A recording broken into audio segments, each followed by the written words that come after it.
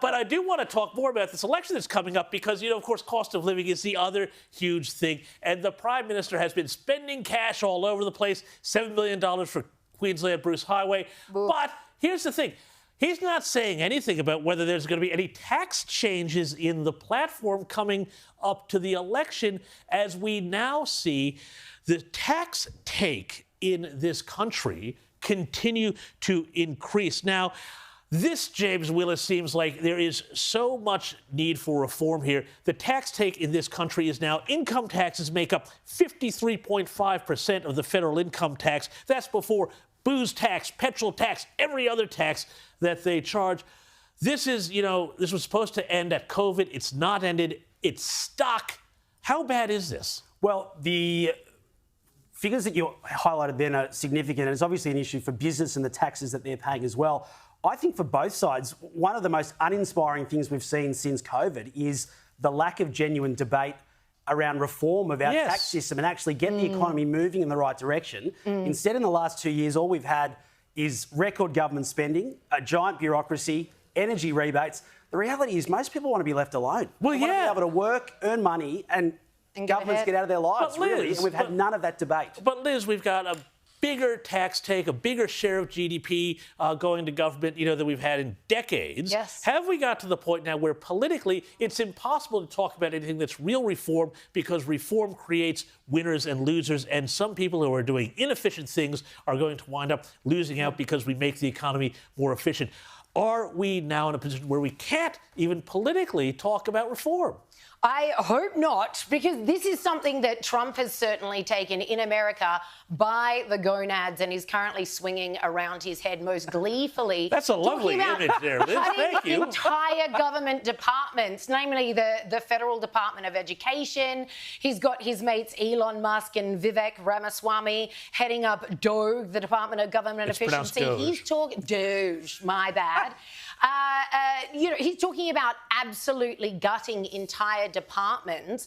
I often say of the ridiculous taxes that we're copping now, we wouldn't mind so much if this was being well spent. There are countries like Germany where an over 50% tax bracket is pretty much the norm and everyone's used to it, but things run well and a lot of things are free, which is not the case here. What we have is government overspending on the most ridiculous things that the average person, it doesn't pass the pub test. But for me, it doesn't matter what promises, tax-related or other, the Labor government takes to the election, because we all know, given the promises they took to the last election, they don't last longer than a breath mint. Liz, I'm glad you mentioned Germany, because, of course, Germany is a country that shut down all their nuclear reactors, and now they're relying on wind and solar, and they're in recession and they're poor. They can't make anything anymore.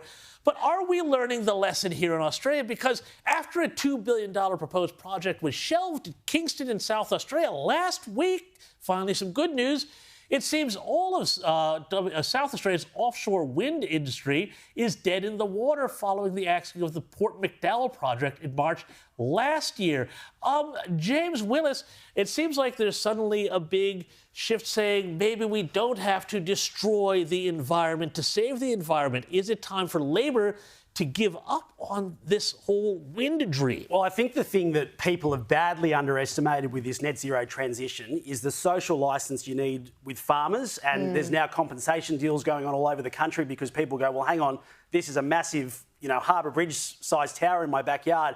And the environmental impacts, which are the reason that we block a lot of gas projects and traditional fossil fuel projects and mines and stuff like that. But we've heard people like Bob Brown in Tasmania say that wind farms shouldn't go ahead because there's 10 parrots of this particular species left. And these things are going on. And the problem with wind is most of the time it's not very effective. And it's being put in parts of the country where there's not all that much wind. We've had issues on the Illawarra. And for most people, it's the social licence where farmers simply don't want it in their backyard because of their land values. And Liz, I have interviewed people who live around these solar farms and wind farms and what they're trying to do, and they tear communities absolutely apart. I mean, it seems to me that this is a situation where the inner city greenies are forcing, the rubes, as they think of them, who live out in the bush, to pay the price for their green dreams. This is yet another class war. It really is. These elites inner city elites or MPs even. It's the powerful people punching down on the little guys who have to pay for it. Nobody wants it in their backyard. But I must say, this project falling over is such a gift to the Libs coming up on this election, because yet again, it's like Labor's never going to deliver on their 82% renewables by 2030. That is now just 5 years away. It was always pie in the sky, unicorn nonsense. And once again, every time one of these projects falls over, all the Libs have to do is sit back, laugh and say, we told you so. Well, bingo, and I think we're going to see a lot more of that. James Willis, Liz Store, thank you so much.